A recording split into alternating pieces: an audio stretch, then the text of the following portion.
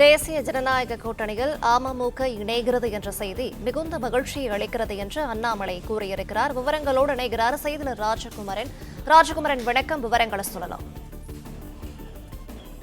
தமிழகத்தில் தேசிய ஜனநாயக கூட்டணியில் அம்மா மக்கள் முன்னேற்ற கழகம் அதிகாரப்பூர்வமாக இணைந்திருக்கின்றது.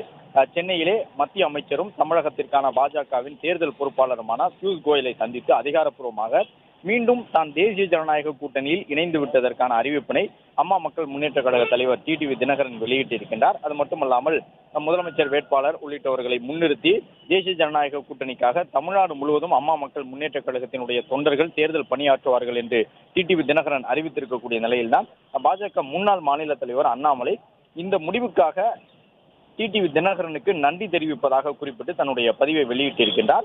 அண்ணாமலையினுடைய இந்த பதிவிலே தமிழக சட்டமன்ற தேர்தலில் தேசிய ஜனநாயக கூட்டணி அம்மா மக்கள் முன்னேற்ற கழகம் கூட்டணியிலே தேசிய ஜனநாயக கூட்டணியிலே இணைகின்றது என்ற செய்தி மிகுந்த மகிழ்ச்சி அளிப்பதாக அண்ணாமலை குறிப்பிட்டிருக்கின்றார். அமமுக பொதுச் செயலாளர் அன்பு அண்ணன் டிடிவி தினகரன் அவர்களுக்கு தன்னுடைய மனமார்ந்த நன்றிகளை தெரிவித்துக் கொள்வதாகவும் அண்ணாமலை பதிவிட்டிருக்கின்றார்.